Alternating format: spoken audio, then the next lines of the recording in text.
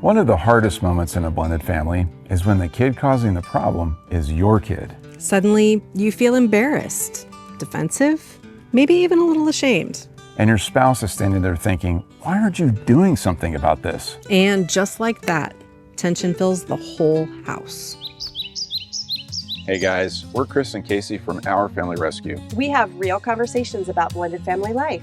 The great parts, the hard parts, the messy parts, and how to get through them all without it costing you your marriage. Because when the marriage is healthy, the whole family benefits. And when the marriage starts struggling, the kids feel that too. And we've learned that the hard way. We're not therapists or counselors. We're a couple who's lived this. We both grew up in blended families and then ended up building one of our own.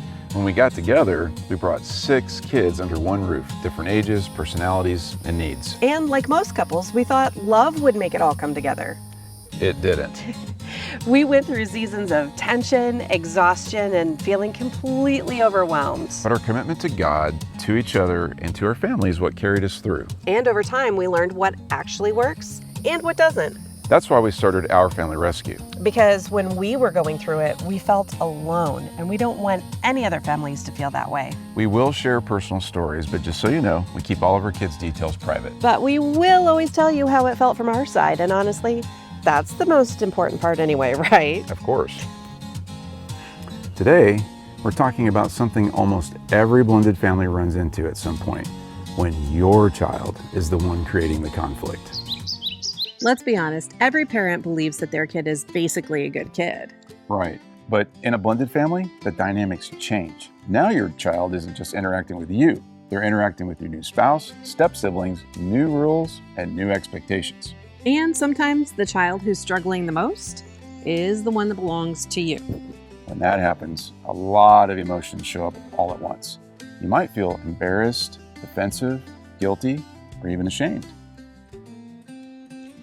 When Chris and I first brought our families together, there was a season where one of my kids was really struggling with the transition.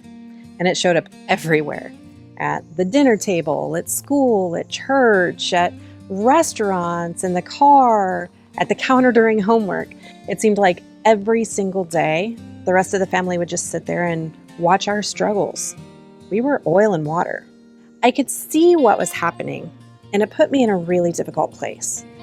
Part of me felt like I had to protect the other kids from the tension, and the other part knew that I was the one responsible for causing it.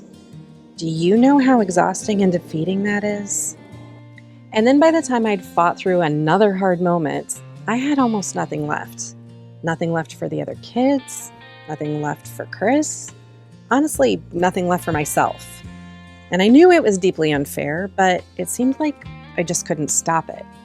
What made it even harder was that I didn't like who I was becoming during that season. I was short-tempered.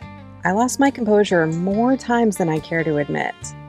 And I could feel it happening, but I still couldn't get control of it.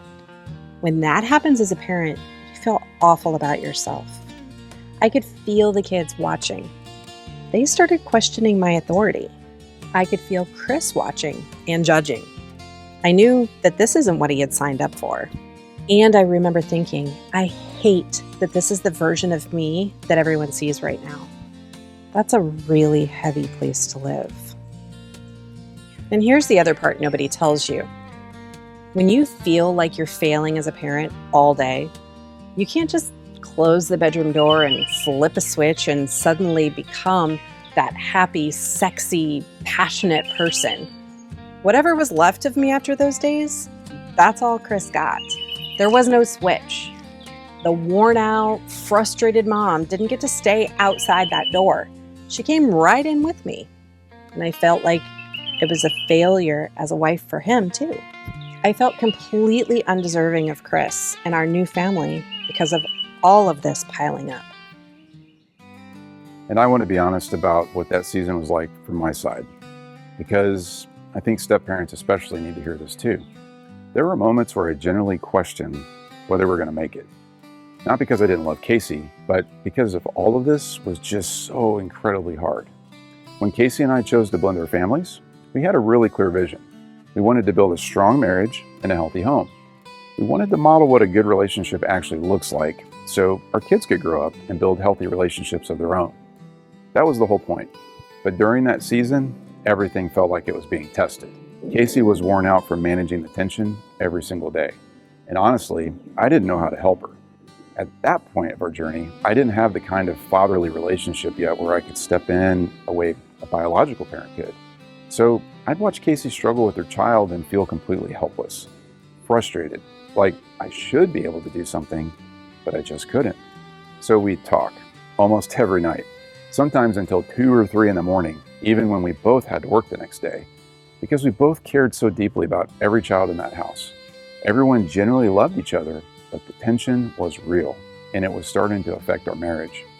I felt pretty guilty too. My kids were living through this tension every day, feeling the weight of it, and I was the one who had brought them into it. We had tried to convince all these kids that our separate families coming together was a great thing, but some days the reality of blending our families was fighting us pretty hard. And Casey was right about something else. Most of the time, during that season, she wasn't showing up as the woman I had fallen in love with. She was in survival mode, and that stress didn't stop at the bedroom door. Some nights, we'd both just collapse into bed completely depleted, barely recognizing each other. But we also want to be clear about something. This wasn't just about that one child. Every kid in our house brought their own challenges to the mix. And that's one more thing about blended families that nobody prepares you for. The yours and mine tension doesn't just happen once, it rotates. One moment it was his kid, the next moment it was another one of mine. And every single time there's a shift, all the dynamics between the parents shift too. How you parent, how you react, and how you show up for each other as a couple. So what actually changed for us? Well, we changed our thought process. Without realizing it, we had been operating with this quiet, yours and mine mindset. Your kid, your problem. My kid, my responsibility. And that mindset slowly started dividing us. We made a decision to parent every child in our house as if they were both of ours. Biologically, they weren't, but in terms of our commitment to them, they were ours. And that one shift changed everything, because suddenly we weren't on opposite sides of the problem anymore. We were on the same side.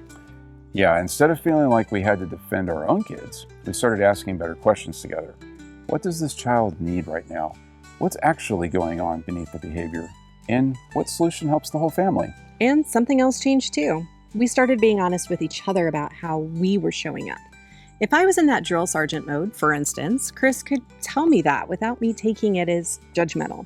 And I could actually hear that it was coming from a place of love, because we weren't opponents anymore. We were teammates. Here are the few things we learned.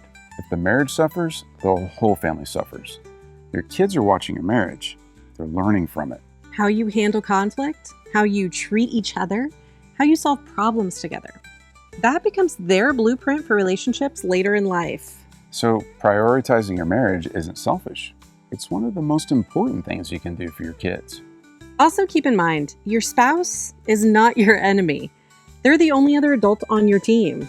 Your child doesn't need 2 adults arguing about them. They need 2 adults working together to help guide them through something that is genuinely hard.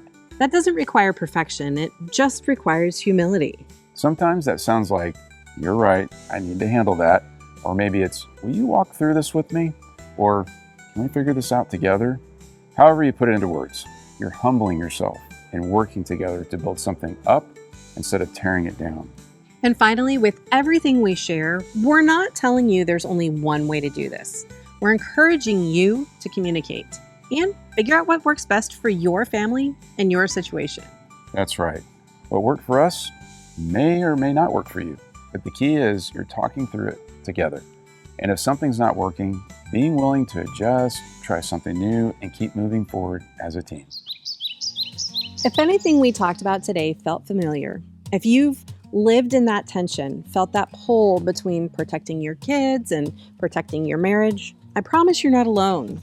These situations come up in almost every blended family, but most couples are just trying to traverse the wilderness on their own without any real trail map. That's exactly why we created Blended Family Survival Training. It walks couples through the most common challenges blended families face, step by step, with real tools that you can actually use with your blended family to meet you right where you are now.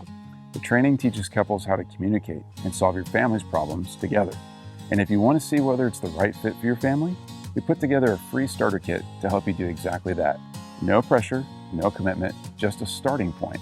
And when you grab the free starter kit, you'll also get access to a video walkthrough of the full course, so you can see exactly what's inside before you decide anything. Just go to ourfamilyrescue.com. The link is right here down in the description. And if this video resonated with you, please hit the like, subscribe, and turn on the notifications because our next video is one you're really going to want to see. We thought that our kids would be happy with us getting together and being blended. Super naive of us. See how that turned out. We post regularly, and every single video is a real honest conversation with Chris and I about what it actually takes to build a strong, healthy marriage within a blended family. We are not pretending we have it all figured out, but Casey and I have been through it, and we're here to walk through it with you. Thanks for tuning in, and we're really glad you're here.